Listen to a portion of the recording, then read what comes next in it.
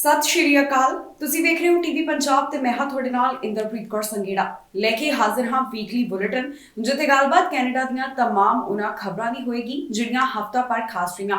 ਸਭ ਤੋਂ ਪਹਿਲਾਂ ਨਜ਼ਰ ਮਾਰਦੇ ਹਾਂ ਹੈਡਲਾਈਨਸ ਤੇ। ਇਮੀਗ੍ਰੇਸ਼ਨ ਮੰਤਰੀ ਦਾ ਐਲਾਨ, ਜਲਦੀ ਲੱਗਣਗੇ ਫੈਮਿਲੀ ਵੀਜ਼ਾ। ਜਾਣੋ ਕਿਵੇਂ ਟੁੱਟਿਆ ਇਮੀਗ੍ਰੇਸ਼ਨ ਦਾ ਰਿਕਾਰਡ ਤੋਂ ਵੱਧ ਇਮੀਗ੍ਰੈਂਟਸ ਦਾ ਹੋਇਆ ਸਵਾਗਤ। ਅਮਰੀਕਾ ਵਿੱਚ ਉਡਾਨਾਂ ਬਾਰੇ ਮੰਗ, ਟੈਸਟ ਹਟਾਉਣ ਦੀ ਉੱਠੀ ਮੰਗ। ਨਸ਼ੇ ਨੇ ਲਈਆਂ ਕਈ ਜਾਨਾਂ, ਟੁੱਟਿਆ ਪਹਿਲਾ ਰਿਕਾਰਡ। ਕੈਨੇਡਾ ਵਿੱਚ ਵੱਧ ਰਹੀ ਆਬਾਦੀ, ਪਹਿਲੇ ਨੰਬਰ ਤੇ ਕੈਨੇਡਾ ਦਾ ਨਾਮ। ਸਾਬਕਾ ਗੈਂਗਸਟਰ ਨੂੰ ਮਾਰੀ ਗੋਲੀ, ਕੈਨੇਡਾ ਤੋਂ ਕੀਤਾ ਗਿਆ ਸੀ ਡਿਪੋਰਟ। ਇਸ ਹਫ਼ਤੇ ਫੈਮਿਲੀ ਵੀਜ਼ਾ ਵਾਲਿਆਂ ਲਈ ਵੀ ਇਮੀਗ੍ਰੇਸ਼ਨ ਵਿਭਾਗ ਵੱਲੋਂ ਵੱਡਾ ਐਲਾਨ ਕੀਤਾ ਗਿਆ। ਉਹਨਾਂ ਵੱਲੋਂ ਇੱਕ ਪੋਰਟਲ ਲਾਂਚ ਕੀਤਾ ਗਿਆ ਜਿਸ ਨਾਲ ਇਹ ਫਾਇਦਾ ਹੋਏਗਾ ਕਿ ਅਰਜ਼ੀ ਦਾ ਸਟੇਟਸ ਤੁਸੀਂ ਆਨਲਾਈਨ ਚੈੱਕ ਕਰ ਸਕੋਗੇ। ਇਸ ਤੋਂ ਇਲਾਵਾ ਇਮੀਗ੍ਰੇਸ਼ਨ ਵਿਭਾਗ ਦਾ ਕਹਿਣਾ ਹੈ ਕਿ ਉਹਨਾਂ ਵੱਲੋਂ ਪ੍ਰੋਸੈਸਿੰਗ ਦੇ ਵਿੱਚ ਵੀ ਤੇਜ਼ੀ ਲਿਆਂਦੀ ਜਾਏਗੀ। ਇਮੀਗ੍ਰੇਸ਼ਨ ਵਿਭਾਗ ਵੱਲੋਂ ਅੱਜ ਇੱਕ ਵੱਡਾ ਐਲਾਨ ਕੀਤਾ ਗਿਆ ਜੋ ਫੈਮਿਲੀ ਕਲਾਸ ਪੀਆਰ ਐਪਲੀਕੇਸ਼ਨਸ ਨਾਲ ਜੁੜਿਆ ਹੋਇਆ ਹੈ। ਇਸ ਸੰਬੰਧੀ ਇਮੀਗ੍ਰੇਸ਼ਨ ਵਿਭਾਗ ਵੱਲੋਂ ਨਵਾਂ online case status tracker launch ਕੀਤਾ ਗਿਆ ਹੈ।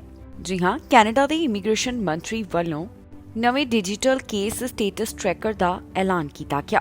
ਇਹ tracker family class permanent residence application sponsors ਅਤੇ ਉਹਨਾਂ ਦੇ ਰਿਪਰੈਜ਼ੈਂਟੇਟਿਵਸ ਦੇ ਵਾਸਤੇ ਹੋਵੇਗਾ। ਇਸ ਨਾਲ ਉਹਨਾਂ ਨੂੰ ਇਹ ਫਾਇਦਾ ਹੋਵੇਗਾ ਕਿ ਉਹ ਆਸਾਨੀ ਨਾਲ ਐਪਲੀਕੇਸ਼ਨ ਦਾ ਸਟੇਟਸ ਆਨਲਾਈਨ ਘਰ ਬਹਿ ਕੇ ਵੀ ਚੈੱਕ ਕਰ ਸਕਣਗੇ। ਦੱਸ ਦਈਏ ਕਿ ਇਹ ਕਦਮ ਕੈਨੇਡਾ ਵੱਲੋਂ ਜੋ ਨਵਾਂ ਮਾਡਰਨਾਈਜ਼ ਕੈਨੇਡਾ ਇਮੀਗ੍ਰੇਸ਼ਨ ਸਿਸਟਮ ਐਲਾਨ ਕੀਤਾ ਗਿਆ ਉਸ ਸੰਬੰਧੀ ਚੁੱਕਿਆ ਗਿਆ ਹੈ। ਹਾਲ ਹੀ 'ਚ ਇਮੀਗ੍ਰੇਸ਼ਨ ਵਿਭਾਗ ਵੱਲੋਂ ਇਹ ਐਲਾਨ ਕੀਤਾ ਗਿਆ ਸੀ ਕਿ ਉਹਨਾਂ ਵੱਲੋਂ ਇਮੀਗ੍ਰੇਸ਼ਨ ਸਿਸਟਮ ਨੂੰ ਮਾਡਰਨਾਈਜ਼ ਕਰਨ ਸੰਬੰਧੀ ਕੁਝ ਖਾਸ ਤੇ ਵੱਡੇ ਕਦਮ ਚੁੱਕੇ ਜਾਣਗੇ ਤਾਂ ਕਿ ਆਰਥਿਕਤਾ ਦੀ ਰਿਕਵਰੀ ਨੂੰ ਸਪੋਰਟ ਕੀਤੀ ਜਾ ਸਕੇ। ਇਸ ਤੋਂ ਇਲਾਵਾ ਕਲਾਇੰਟ ਐਕਸਪੀਰੀਅੰਸ ਵੀ ਸੁਧਰੇ। ਇਸ ਤੋਂ ਪਹਿਲਾਂ ਇਮੀਗ੍ਰੇਸ਼ਨ ਮੰਤਰੀ ਵੱਲੋਂ ਸਪਾਊਸ, ਪਾਰਟਨਰ ਅਤੇ ਡਿਪੈਂਡੈਂਟ ਚਾਈਲਡ ਕੈਟਾਗਰੀਜ਼ ਵਾਸਤੇ ਇੱਕ ਟਰੈਕਰ ਲਾਂਚ ਕੀਤਾ ਸੀ ਤੇ ਹੁਣ ਫੈਮਿਲੀ ਕਲਾਸ ਪੀਆਰ ਐਪਲੀਕੇਸ਼ਨਸ ਵਾਸਤੇ ਵੀ ਅਜਿਹਾ ਕਦਮ ਚੁੱਕਿਆ ਗਿਆ। ਇਸ ਨਾਲ ਇਹ ਹੋਵੇਗਾ ਕਿ ਅਰਜ਼ੀਆਂ ਦੀ ਪ੍ਰੋਸੈਸਿੰਗ ਦੇ ਵਿੱਚ ਜੋ ਸਮਾਂ ਲੱਗਦਾ ਹੈ ਉਸ ਪ੍ਰੋਸੈਸਿੰਗ ਦੇ ਸਮੇਂ ਨੂੰ ਵੀ ਘੱਟ ਕਰਨ ਦੀ ਕੋਸ਼ਿਸ਼ ਕੀਤੀ ਜਾਵੇਗੀ। ਇਮੀਗ੍ਰੇਸ਼ਨ ਵਿਭਾਗ ਵੱਲੋਂ ਕੋਸ਼ਿਸ਼ ਕੀਤੀ ਜਾ ਰਹੀ ਹੈ ਕਿ ਫਾਈਲਾਂ ਦਾ ਜਲਦ ਫੈਸਲਾ ਸੁਣਾਇਆ ਜਾ ਸਕੇ ਕਿਉਂਕਿ ਪਹਿਲਾਂ ਹੀ ਵਿਭਾਗ ਕੋਲ ਕਾਫੀ ਜ਼ਿਆਦਾ ਫਾਈਲਾਂ ਦਾ ਬੈਕਲੌਗ ਇਕੱਠਾ ਹੋ ਚੁੱਕਿਆ ਹੈ ਜਿਸ ਬਾਰੇ ਉਹਨਾਂ ਵੱਲੋਂ ਜਾਣਕਾਰੀ ਸਾਂਝੀ ਕੀਤੀ ਗਈ ਸੀ। ਹੁਣ ਵਿਭਾਗ ਵੱਲੋਂ ਇਸ ਚੀਜ਼ ਨੂੰ ਲੈ ਕੇ ਜ਼ੋਰ ਦਿੱਤਾ ਜਾ ਰਿਹਾ ਹੈ ਕਿ ਇਹਨਾਂ ਫਾਈਲਾਂ ਦੇ ਉੱਪਰ ਜਲਦ ਫੈਸਲਾ ਸੁਣਾਇਆ ਜਾਵੇ ਜਿਸ ਸੰਬੰਧੀ ਉਹਨਾਂ ਵੱਲੋਂ ਹੁਣ ਲਗਾਤਾਰ ਐਲਾਨ ਕੀਤੇ ਜਾ ਰਹੇ ਨੇ।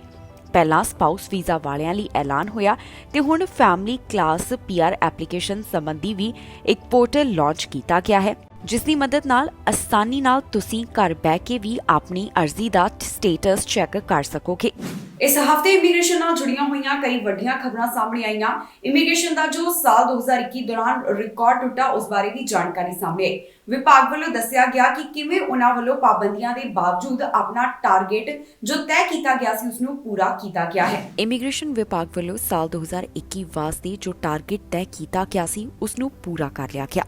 ਇਸ ਸਾਲ ਟਾਰਗੇਟ ਤੋਂ ਵੱਧ ਇਮੀਗ੍ਰੈਂਟਸ ਕੈਨੇਡਾ ਵਿੱਚ ਲੈਂਡ ਹੋਏ, ਪਰ ਸਵਾਲ ਖੜਾ ਹੁੰਦਾ ਹੈ ਕਿ ਕਰੋਨਾ ਪਾਬੰਦੀਆਂ ਦੇ ਬਾਵਜੂਦ ਕੈਨੇਡਾ ਵੱਲੋਂ ਇਹ ਟਾਰਗੇਟ ਕਿਵੇਂ ਪੂਰਾ ਕੀਤਾ ਗਿਆ। ਜਾਣਕਾਰੀ ਮੁਤਾਬਕ 2021 ਦੌਰਾਨ ਕੈਨੇਡਾ ਵੱਲੋਂ 4,05,303 ਇਮੀਗ੍ਰੈਂਟਸ ਦਾ ਸਵਾਗਤ ਕੀਤਾ ਗਿਆ। 2013 ਤੋਂ ਬਾਅਦ ਅਜਿਹਾ ਪਹਿਲੀ ਵਾਰ ਹੋਇਆ ਜਦੋਂ 4 ਲੱਖ ਤੋਂ ਵੱਧ ਇਮੀਗ੍ਰੈਂਟਸ ਦਾ ਕੈਨੇਡਾ ਵੱਲੋਂ ਸਵਾਗਤ ਕੀਤਾ ਗਿਆ ਹੋਵੇ। ਜਾਣਕਾਰੀ ਲਈ ਦੱਸੀਏ ਕਿ ਇਮੀਗ੍ਰੇਸ਼ਨ ਲੈਵਲਸ ਪਲਾਨ 2021 ਤੋਂ 2023 ਤੱਕ ਇਹ ਟੀਚਾ ਤੈਅ ਕੀਤਾ ਗਿਆ ਸੀ ਕਿ 2021 ਦੌਰਾਨ 4,01,000 ਨਵੇਂ ਇਮੀਗ੍ਰੈਂਟਸ ਦਾ ਸਵਾਗਤ ਕੀਤਾ ਜਾਵੇਗਾ। ਇਸ ਤੋਂ ਪਹਿਲਾਂ ਸਾਲ 2020 ਦੌਰਾਨ ਟਾਰਗੇਟ ਪੂਰਾ ਨਹੀਂ ਹੋ ਸਕਿਆ। ਕੈਨੇਡਾ ਵੱਲੋਂ ਸਿਰਫ 1,84,000 ਨਵੇਂ ਇਮੀਗ੍ਰੈਂਟਸ ਦਾ ਸਵਾਗਤ ਕੀਤਾ ਗਿਆ। ਇਸ ਦਾ ਕਾਰਨ ਸੀ ਕਰੋਨਾ ਵਾਇਰਸ ਕਾਰਨ ਜੋ ਪਾਬੰਦੀਆਂ ਲਗਾਈਆਂ ਗਈਆਂ। ਕੈਨੇਡਾ ਵੱਲੋਂ ਟੀਚਾ ਤੈਅ ਕੀਤਾ ਗਿਆ ਸੀ ਕਿ 3,41,000 ਨਵੇਂ ਇਮੀਗ੍ਰੈਂਟਸ ਦਾ ਸਵਾਗਤ ਕੀਤਾ ਜਾਵੇ, ਪਰ ਅਜਿਹਾ ਕਰੋਨਾ ਵਾਇਰਸ ਕਾਰਨ ਮੁਮਕਿਨ ਨਹੀਂ ਹੋ ਸਕਿਆ। ਫਿਰ ਸਾਲ 2021 ਦੌਰਾਨ immigration, refugees and citizenship Canada ਵੱਲੋਂ ਇਹ ਫੋਕਸ ਕੀਤਾ ਗਿਆ ਕਿ ਜਿਹੜੇ ਪਹਿਲਾਂ ਹੀ ਕੈਨੇਡਾ ਵਿੱਚ ਨੇ ਉਹਨਾਂ ਟੈਂਪਰੇਰੀ ਰੈਜ਼ੀਡੈਂਸ ਨੂੰ ਪੀਆਰ ਦਾ ਮੌਕਾ ਦਿੱਤਾ ਜਾਵੇ। ਕੈਨੇਡੀਅਨ ਐਕਸਪੀਰੀਅੰਸ ਕਲਾਸ ਡਰਾਅ ਦੇ ਤਹਿਤ ਰਿਕਾਰਡ ਤੋੜ ਇਨਵੀਟੇਸ਼ਨ ਜਾਰੀ ਕੀਤੇ ਗਏ। ਇਸ ਤੋਂ ਬਾਅਦ ਮਈ ਮਹੀਨੇ ਦੌਰਾਨ IRCC ਵੱਲੋਂ 6 ਇਮੀਗ੍ਰੇਸ਼ਨ ਸਟਰੀਮਸ ਲਾਂਚ ਕੀਤੇ ਗਏ ਜਿਸ ਵਿੱਚ 90,000 ਦੇ ਕਰੀਬ ਇੰਟਰਨੈਸ਼ਨਲ ਸਟੂਡੈਂਟਸ ਅਤੇ ਟੈਂਪਰੇਰੀ ਫੋਰਨ ਵਰਕਰਸ ਨੂੰ ਇਹ ਮੌਕਾ ਦਿੱਤਾ ਗਿਆ ਕਿ ਉਹ PR ਹਾਸਲ ਕਰ ਸਕਣ। ਆਮ ਤੌਰ ਤੇ ਉੱਪਰ ਇਹ ਹੁੰਦਾ ਹੈ ਕਿ 30% ਦੀ ਨਿਊ ਇਕਨੋਮਿਕ ਕਲਾਸ ਲੈਂਡਿੰਗਸ ਕੈਨੇਡਾ ਵਿੱਚੋਂ ਹੁੰਦੀਆਂ ਨੇ ਤੇ 70% ਦੀ ਅਰਾਈਵਲਸ ਫਰੋਮ ਅਬਰੋਡ ਹੁੰਦੇ ਨੇ, ਪਰ 2021 ਦੌਰਾਨ ਇਸ ਤੇ ਉਲਟ ਦੇਖਣ ਨੂੰ ਮਿਲਿਆ, ਜਿੱਥੇ 70% ਲੈਂਡਿੰਗ ਵਿਦਿਨ ਕੈਨੇਡਾ ਅਤੇ 30% ਕਮਿੰਗ ਫਰੋਮ ਅਬਰੋਡ ਸੀ। ਹੁਣ ਵੀ ਇਮੀਗ੍ਰੇਸ਼ਨ ਵਿਭਾਗ ਵੱਲੋਂ ਕਈ ਕੋਸ਼ਿਸ਼ਾਂ ਕੀਤੀਆਂ ਜਾ ਰਹੀਆਂ ਨੇ ਤਾਂ ਕਿ ਇਮੀਗ੍ਰੇਸ਼ਨ ਦੇ ਪ੍ਰੋਸੈਸ ਵਿੱਚ ਤੇਜ਼ੀ ਲਿਆਂਦੀ ਜਾਵੇ। ਇਸ ਸੰਬੰਧੀ ਇਮੀਗ੍ਰੇਸ਼ਨ ਮੰਤਰੀ ਵੱਲੋਂ 2 ਪੋਰਟਲ ਵੀ ਲਾਂਚ ਕੀਤੇ ਗਏ। ਪਹਿਲਾਂ ਸਪਾਊਸਲ ਵੀਜ਼ਾ ਵਾਲਿਆਂ ਲਈ ਤੇ ਫਿਰ ਫੈਮਿਲੀ ਕਲਾਸ ਵੀਜ਼ਾ ਵਾਲਿਆਂ ਲਈ ਪੋਰਟਲ ਐਲਾਨ ਕੀਤਾ ਗਿਆ, ਜਿਸ ਦੇ ਨਾਲ ਇਹ ਹੋਵੇਗਾ ਕਿ ਉਹ ਘਰ ਬੈਠੇ ਆਪਣੀ ਅਰਜ਼ੀ ਦਾ ਸਟੇਟਸ ਪਤਾ ਕਰ ਸਕਣਗੇ। ਅਮਰੀਕਾ ਵਿੱਚ ਟੈਸਟ ਸੰਬੰਧੀ ਇਸ ਹਫ਼ਤੇ ਮੰਗ ਉੱਠੀ। ਕਿਹਾ ਜਾ ਰਿਹਾ ਸੀ ਕਿ ਜੋ ਇੱਥੇ ਟੈਸਟ ਰਿਕੁਆਇਰਮੈਂਟ ਰੱਖੀ ਗਈ ਹੈ ਉਸ ਨੂੰ ਹਟਾ ਦਿੱਤਾ ਜਾਏ। ਜੀ ਹਾਂ, ਅਮਰੀਕਾ ਵਿੱਚ ਯਾਤਰਾ ਕਰਨ ਵਾਲਿਆਂ ਲਈ ਟੈਸਟਿੰਗ ਰਿਕੁਆਇਰਮੈਂਟ ਰੱਖੀ ਗਈ ਹੈ, ਉਸ ਨੂੰ ਹਟਾਉਣ ਦੀ ਹੁਣ ਮੰਗ ਕੀਤੀ ਜਾ ਰਹੀ ਹੈ। ਅਮਰੀਕਨ ਟਰੈਵਲ ਗਰੁੱਪਸ ਵੱਲੋਂ ਮੰਗ ਕੀਤੀ ਜਾ ਰਹੀ ਹੈ ਕਿ ਅਮਰੀਕਾ ਵੱਲੋਂ ਜੋ ਯਾਤਰੀਆਂ ਤੋਂ ਕੋਵਿਡ-19 ਨੈਗੇਟਿਵ ਰਿਪੋਰਟ ਮੰਗੀ ਜਾਂਦੀ ਹੈ ਉਸ ਨੂੰ ਹਟਾ ਦਿੱਤਾ ਜਾਵੇ। ਜੀ ਹਾਂ, ਅਮਰੀਕਾ ਵੱਲੋਂ ਯਾਤਰੀਆਂ ਤੋਂ ਜੋ ਟੈਸਟ ਦੀ ਨੈਗੇਟਿਵ ਰਿਪੋਰਟ ਸੰਬੰਧੀ ਰਿਕੁਆਇਰਮੈਂਟ ਰੱਖੀ ਗਈ ਹੈ ਉਸ ਨੂੰ ਹਟਾਉਣ ਦੀ 에ਅਰਲਾਈਨ ਅਤੇ ਟੂਰਿਜ਼ਮ ਗਰੁੱਪਸ ਵੱਲੋਂ ਮੰਗ ਕੀਤੀ ਜਾ ਰਹੀ ਹੈ। ਉਹ ਚਾਹੁੰਦੇ ਨੇ ਜਿਸ ਤਰ੍ਹਾਂ ਯੂਨਾਈਟਿਡ ਕਿੰਗਡਮ ਵੱਲੋਂ ਕਦਮ ਚੁੱਕਿਆ ਗਿਆ ਉਸੇ ਤਰ੍ਹਾਂ ਅਮਰੀਕਾ ਨੂੰ ਵੀ ਅਜਿਹਾ ਕਰਨਾ ਚਾਹੀਦਾ ਹੈ। ਇਸ ਗਰੁੱਪ ਵੱਲੋਂ ਮੰਗ ਕੀਤੀ ਗਈ ਹੈ ਕਿ ਟੈਸਟਿੰਗ ਰਿਕੁਆਇਰਮੈਂਟ ਨੂੰ ਹਟਾ ਦਿੱਤਾ ਜਾਵੇ, ਕਿਉਂਕਿ ਹਰ ਸਟੇਟ ਵਿੱਚ ਪਹਿਲਾਂ ਹੀ ਕਰੋਨਾ ਵਾਇਰਸ ਦੇ ਕਾਫੀ ਜ਼ਿਆਦਾ ਨੰਬਰ ਨੇ। ਇਸ ਤੋਂ ਇਲਾਵਾ ਵੈਕਸੀਨੇਸ਼ਨ ਰੇਟ ਵੀ ਕਾਫੀ ਜ਼ਿਆਦਾ ਹੈ ਤੇ ਇਸ ਗਰੁੱਪ ਵੱਲੋਂ ਕਿਹਾ ਜਾ ਰਿਹਾ ਹੈ ਕਿ ਹੁਣ ਵਾਇਰਸ ਦੇ ਖਿਲਾਫ ਟ੍ਰੀਟਮੈਂਟ ਵੀ ਹੈ। 에ਅਰਲਾਈਨ ਵੱਲੋਂ ਇਹ ਗੱਲ ਕਹੀ ਜਾ ਰਹੀ ਹੈ ਕਿ ਜੇਕਰ ਟੈਸਟ ਰਿਕੁਆਇਰਮੈਂਟ ਨੂੰ ਹਟਾ ਦਿੱਤਾ ਜਾਵੇਗਾ ਤਾਂ ਫਿਰ ਇਸ ਨਾਲ ਟਰੈਵਲ ਇੰਡਸਟਰੀ ਨੂੰ ਫਾਇਦਾ ਹੋਏਗਾ, ਕਿਉਂਕਿ ਕਰੋਨਾ ਵਾਇਰਸ ਕਾਰਨ ਟਰੈਵਲ ਇੰਡਸਟਰੀ ਨੂੰ ਵੱਡਾ ਘਾਟਾ ਸਹਿਣਾ ਪਿਆ, ਜਿਸ ਦੀ ਰਿਕਵਰੀ ਜ਼ਰੂਰੀ ਹੈ। ਹੁਣ ਇਹ ਜੋ ਮੰਗ ਕੀਤੀ ਜਾ ਰਹੀ ਹੈ, ਅਜੇ ਵਾਈਟ ਹਾਊਸ ਵੱਲੋਂ ਇਸ ਸੰਬੰਧੀ ਆਪਣਾ ਕੋਈ ਵੀ ਫੈਸਲਾ ਨਹੀਂ ਸੁਣਾਇਆ ਗਿਆ ਤੇ ਨਾ ਹੀ ਉਹਨਾਂ ਵੱਲੋਂ ਇਸ ਬਾਰੇ ਅਜੇ ਕੋਈ ਕਮੈਂਟ ਕੀਤਾ ਗਿਆ। ਜਾਣਕਾਰੀ ਲਈ ਦੱਸ ਦਈਏ ਕਿ ਮਾਰਚ 2020 ਤੋਂ ਹੀ ਕਰੋਨਾ ਵਾਇਰਸ ਕਾਰਨ ਟਰੈਵਲ ਇੰਡਸਟਰੀ ਨੂੰ ਵੱਡਾ ਘਾਟਾ ਸਹਿਣਾ ਪਿਆ, ਕਿਉਂਕਿ ਵੱਖ-ਵੱਖ ਦੇਸ਼ਾਂ ਵੱਲੋਂ ਯਾਤਰਾ ਸੰਬੰਧੀ ਪਾਬੰਦੀਆਂ ਲਗਾਈਆਂ ਗਈਆਂ। ਯੂਐਸ ਨੂੰ ਵੀ $730 ਬਿਲੀਅਨ ਦਾ ਘਾਟਾ ਸਹਿਣਾ ਪਿਆ। ਇਸ ਤੋਂ ਇਲਾਵਾ ਟਰੈਵਲ ਇੰਡਸਟਰੀ ਵਿੱਚੋਂ ਕਈ ਨੌਕਰੀਆਂ ਵੀ ਚਲੀਆਂ ਗਈਆਂ। ਹਾਲ ਹੀ ਵਿੱਚ ਪਿਛਲੇ ਮਹੀਨੇ ਯੂਨਾਈਟਿਡ ਕਿੰਗਡਮ ਵੱਲੋਂ ਐਲਾਨ ਕੀਤਾ ਗਿਆ ਕਿ ਆਉਣ ਵਾਲੇ ਯਾਤਰੀਆਂ ਨੂੰ ਹੁਣ ਕੋਵਿਡ-19 ਟੈਸਟ ਦੀ ਨੈਗੇਟਿਵ ਰਿਪੋਰਟ ਦਿਖਾਉਣ ਦੀ ਜ਼ਰੂਰਤ ਨਹੀਂ ਹੋਵੇਗੀ। ਤੇ ਹੁਣ ਇਹ ਕਦਮ ਦੇਖਣ ਤੋਂ ਬਾਅਦ ਟਰੈਵਲ ਗਰੁੱਪਸ ਮੰਗ ਕਰਦੇ ਨੇ ਕਿ ਬਾਈਡਨ ਐਡਮਿਨਿਸਟ੍ਰੇਸ਼ਨ ਵੀ ਕੁਝ ਅਜਿਹਾ ਹੀ ਕਦਮ ਚੁੱਕੇ ਤਾਂ ਕਿ ਯਾਤਰੀਆਂ ਨੂੰ ਟੈਸਟ ਦੀ ਜ਼ਰੂਰਤ ਨਾ ਹੋਵੇ।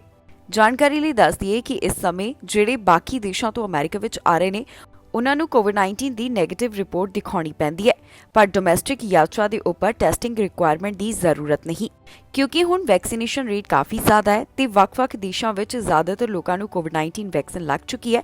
ਇਸ ਕਰਕੇ ਹੁਣ ਟਰੈਵਲ ਇੰਡਸਟਰੀ ਵੀ ਚਾਹੁੰਦੀ ਹੈ ਕਿ ਜੋ ਉਨ੍ਹਾਂ ਨੂੰ ਕਾਫੀ ਲੰਬੇ ਸਮੇਂ ਤੋਂ ਘਾਟਾ ਸਹਿਣਾ ਪਿਆ ਉਸ ਨੂੰ ਹੁਣ ਪੂਰਾ ਕੀਤਾ ਜਾ ਸਕੇ। ਬ੍ਰਿਟਿਸ਼ ਕੋਲੰਬੀਆ ਵਿੱਚ ਨਸ਼ੇ ਦੀ ਓਵਰਡੋਜ਼ ਕਾਰਨ ਹੋ ਰਹੀਆਂ ਮੌਤਾਂ ਇੱਕ ਵੱਡੀ ਚਿੰਤਾ ਬਣੀਆਂ ਹੋਈਆਂ ਨੇ। ਲਗਾਤਾਰ ਹਰ ਸਾਲ ਇਸ ਬਾਰੇ ਅੰਕੜਾ ਪੇਸ਼ ਕੀਤਾ ਜਾਂਦਾ ਹੈ, ਜਿਸ ਵਿੱਚ ਪਤਾ ਚੱਲਿਆ ਕਿ 2021 ਦੌਰਾਨ ਪਹਿਲਾਂ ਦਾ ਰਿਕਾਰਡ ਟੁੱਟਿਆ।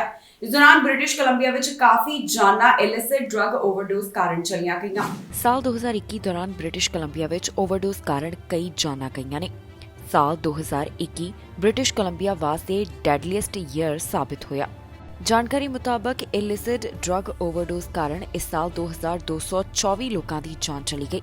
ਬ੍ਰਿਟਿਸ਼ ਕੋਲੰਬੀਆ ਵਿੱਚ ਪਬਲਿਕ ਹੈਲਥ ਐਮਰਜੈਂਸੀ ਐਲਾਨ ਕੀਤਿਆਂ 6 ਸਾਲ ਦਾ ਸਮਾਂ ਹੋ ਚੁੱਕਿਆ। ਇਸ ਦੇ ਬਾਵਜੂਦ ਵੀ ਓਪੀਓਇਡ ਓਵਰਡੋਜ਼ ਕਾਰਨ ਮਰਨ ਵਾਲਿਆਂ ਦੀ ਗਿਣਤੀ ਹਰ ਸਾਲ ਵਧਦੀ ਹੋਈ ਦਿਖਾਈ ਦੇ ਰਹੀ ਹੈ। ਇਸ ਬਾਰੇ ਜੋ ਬ੍ਰਿਟਿਸ਼ ਕੋਲੰਬੀਆ ਕੋਰਨਰਸ ਸਰਵਿਸ ਦੀ ਤਾਜ਼ਾ ਰਿਪੋਰਟ ਸਾਹਮਣੇ ਆਈ ਉਸ ਵਿੱਚ ਪਤਾ ਚੱਲਦਾ ਹੈ ਕਿ 2021 ਦੌਰਾਨ 2224 ਲੋਕਾਂ ਦੀ ਓਵਰਡੋਜ਼ ਕਾਰਨ ਮੌਤ ਹੋਈ ਹੈ। ਪਿਛਲੇ ਸਾਲ ਜਾਣੀ ਕਿ 2020 ਦੇ ਮੁਕਾਬਲੇ ਇਸ ਵਿੱਚ 26% ਦਾ ਵਾਧਾ ਦੱਸਿਆ ਗਿਆ। ਇਸ ਸਾਲ ਦਸੰਬਰ ਅਤੇ ਨਵੰਬਰ ਦੋ ਅਜਿਹੇ ਮਹੀਨੇ ਸਨ ਜਿੱਥੇ ਓਵਰਡੋਜ਼ ਕਾਰਨ ਸਭ ਤੋਂ ਵੱਧ ਮੌਤਾਂ ਹੋਈਆਂ। ਨਵੰਬਰ ਮਹੀਨੇ 210 ਅਤੇ ਦਸੰਬਰ ਮਹੀਨੇ 215 ਜਾਨਾਂ ਚਲੀਆਂ ਗਈਆਂ। ਰਿਪੋਰਟ ਵਿੱਚ ਦੱਸਿਆ ਗਿਆ ਹੈ ਕਿ ਜ਼ਿਆਦਾਤਰ 30 ਸਾਲ ਤੋਂ 59 ਸਾਲ ਦੇ ਵਿਚਕਾਰ ਇਲਿਸਿਟ ਡਰੱਗ ਦੇ ਕਾਰਨ ਮੌਤਾਂ ਦਰਜ ਕੀਤੀਆਂ ਗਈਆਂ। 56% ਮੌਤਾਂ ਪ੍ਰਾਈਵੇਟ ਹੋਮਸ, 28% ਬਾਕੀ ਜਾਣੀ ਕਿ ਸੋਸ਼ਲ ਸਪੋਰਟਿਵ ਹਾਊਸਿੰਗ ਵਿੱਚ ਦਰਜ ਕੀਤੀਆਂ ਗਈਆਂ। ਇਨ੍ਹਾਂ ਮਰਨ ਵਾਲਿਆਂ ਵਿੱਚ ਜ਼ਿਆਦਾਤਰ ਮੇਲ ਦੱਸੇ ਗਏ ਨੇ, ਜਿਨ੍ਹਾਂ ਦਾ ਅੰਕੜਾ 3/4 ਦੱਸਿਆ ਗਿਆ। ਹੈਲਥ ਅਥਾਰਟੀਜ਼ ਮੁਤਾਬਕ ਵੈਨਕੂਵਰ ਕੋਸਟਲ ਹੈਲਥ ਵਿੱਚ ਜ਼ਿਆਦਾਤਰ ਮੌਤਾਂ ਇਸ ਓਵਰਡੋਜ਼ ਕਾਰਨ ਹੋਈਆਂ, ਜਿੱਥੇ 49% ਦਾ ਅੰਕੜਾ ਦੱਸਿਆ ਗਿਆ ਤੇ ਨਾਰਦਰਨ ਹੈਲਥ ਵਾਸਤੇ 48%। ਇਸ ਹਫ਼ਤੇ ਕੈਨੇਡਾ ਦੀ ਆਬਾਦੀ ਬਾਰੇ ਜਾਣਕਾਰੀ ਸਾਹਮਣੇ ਆਈ, ਜਿਸ ਵਿੱਚ ਪਤਾ ਚੱਲਿਆ ਹੈ ਕਿ G7 ਦੇ ਦੇਸ਼ਾਂ ਵਿੱਚੋਂ ਕੈਨੇਡਾ ਇੱਕ ਅਜਿਹਾ ਦੇਸ਼ ਹੈ ਜਿੱਥੇ ਵੱਧ ਤੇਜ਼ੀ ਨਾਲ ਆਬਾਦੀ ਵਧੀ ਹੈ। ਇਸ ਬਾਰੇ ਜੋ ਅੰਕੜਾ ਸਾਹਮਣੇ ਆਇਆ ਉਸ ਬਾਰੇ ਕੀ ਡਿਟੇਲ ਹੈ ਤੁਹਾਨੂੰ ਦੱਸਾਂਗੇ ਅਸੀਂ ਇਸ ਖਬਰ ਵਿੱਚ। ਕੈਨੇਡਾ ਵਿੱਚ ਪੈਂਡੇਮਿਕ ਦੌਰਾਨ ਵੀ ਪੋਪੂਲੇਸ਼ਨ ਅੰਦਰ ਵਾਧਾ ਦਰਜ ਕੀਤਾ ਗਿਆ। ਜੀ ਹਾਂ, ਪੈਂਡੇਮਿਕ ਦੇ ਬਾਵਜੂਦ ਵੀ 7 ਦੇਸ਼ਾਂ ਵਿੱਚੋਂ ਕੈਨੇਡਾ ਦਾ ਆਬਾਦੀ ਵਧਣ ਦੇ ਮਾਮਲੇ ਵਿੱਚ ਪਹਿਲਾ ਸਥਾਨ ਦਰਜ ਕੀਤਾ ਗਿਆ। ਦਰਅਸਲ 2021 ਦੇ ਬਾਰੇ ਜੋ ਡਾਟਾ ਸਾਹਮਣੇ ਆਇਆ ਉਸ ਦੇ ਮੁਤਾਬਕ ਕੈਨੇਡਾ ਵਿੱਚ ਆਬਾਦੀ ਕਾਫੀ ਤੇਜ਼ੀ ਨਾਲ ਵਧ ਰਹੀ ਹੈ। 7 ਦੇਸ਼ਾਂ ਵਿੱਚੋਂ ਕੈਨੇਡਾ ਵੱਲੋਂ ਪੋਪੂਲੇਸ਼ਨ ਦੇ ਮਾਮਲੇ ਦੇ ਸੰਬੰਧ ਵਿੱਚ ਪਹਿਲਾ ਸਥਾਨ ਹਾਸਲ ਕੀਤਾ ਗਿਆ।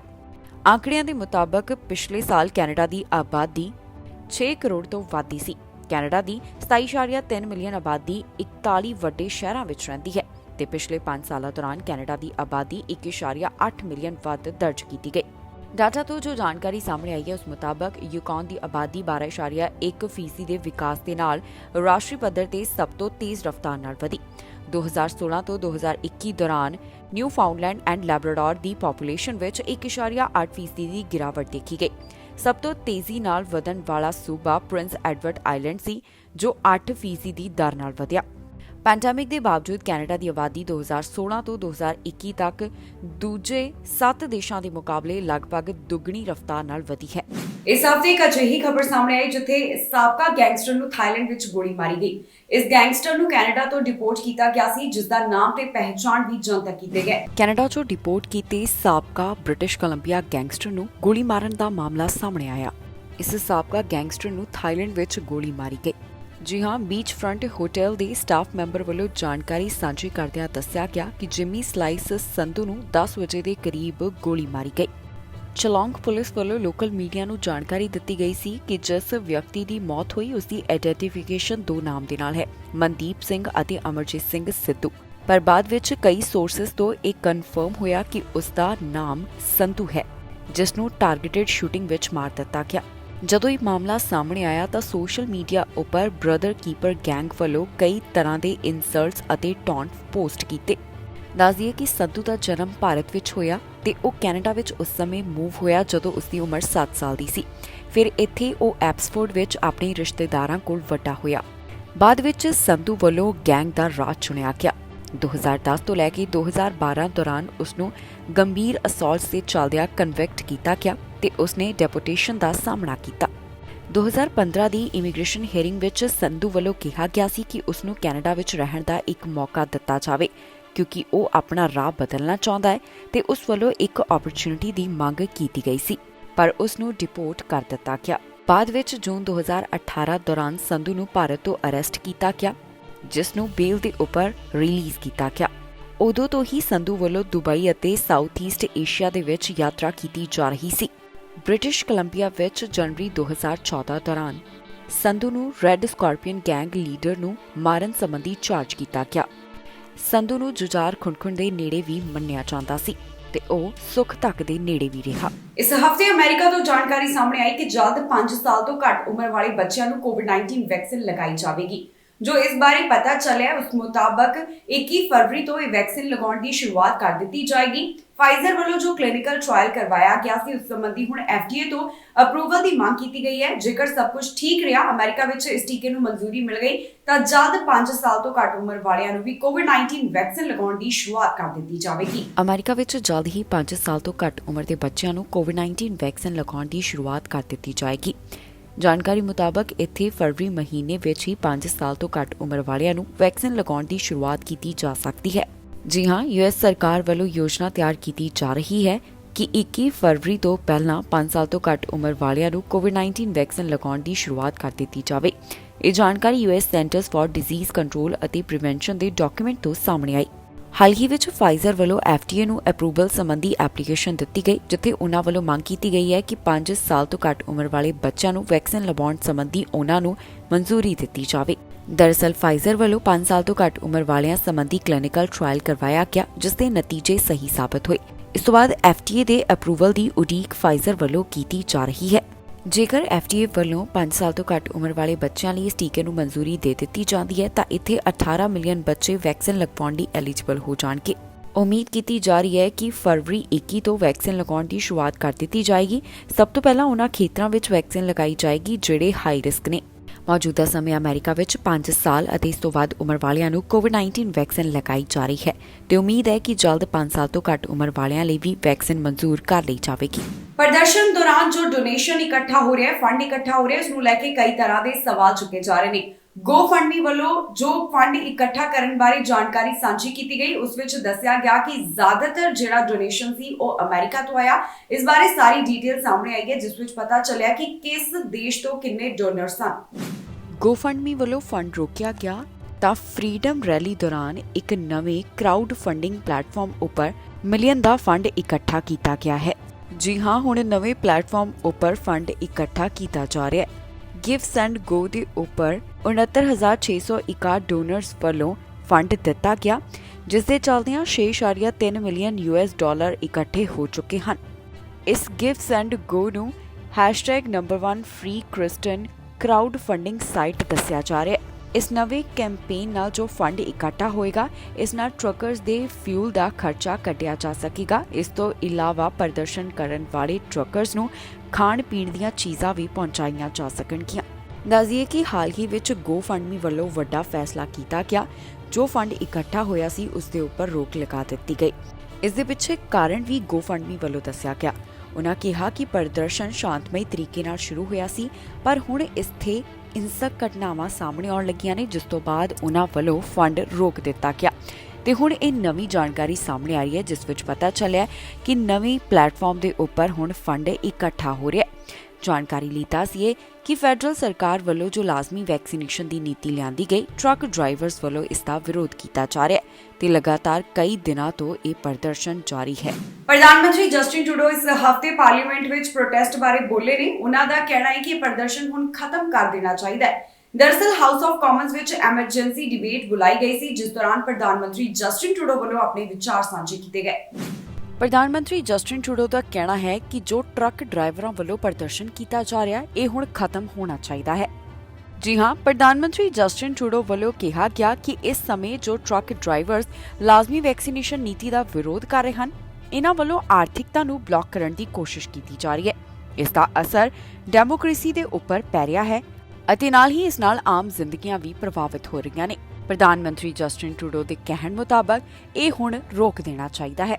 ਦਰਅਸਲ ਪ੍ਰਧਾਨ ਮੰਤਰੀ ਜਸਟਿਨ ਟਰੂਡੋ ਵੱਲੋਂ ਆਟਵਾ ਵਿੱਚ ਕਰਵਾਈ ਗਈ ਐਮਰਜੈਂਸੀ ਡਿਬੇਟ ਅੰਦਰ ਹਿੱਸਾ ਲਿਆ ਗਿਆ। ਇਹ ਡਿਬੇਟ ਹਾਊਸ ਆਫ ਕਾਮਨਸ ਵਿੱਚ ਸੱਦੀ ਗਈ ਸੀ, ਜਿੱਥੇ ਪ੍ਰਦਰਸ਼ਨ ਦੇ ਬਾਰੇ ਚਰਚਾ ਕੀਤੀ ਗਈ।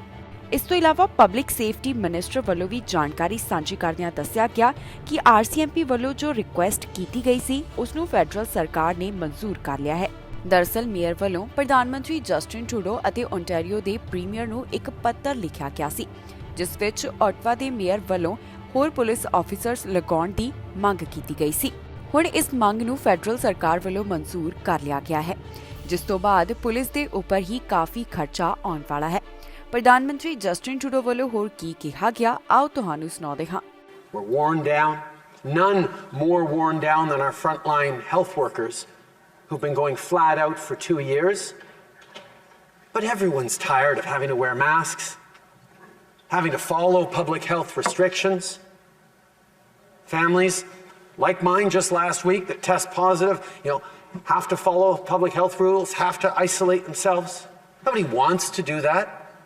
I don't know how many conversations parents have had to have with kids about not going to birthday parties, but not getting to have sleepovers.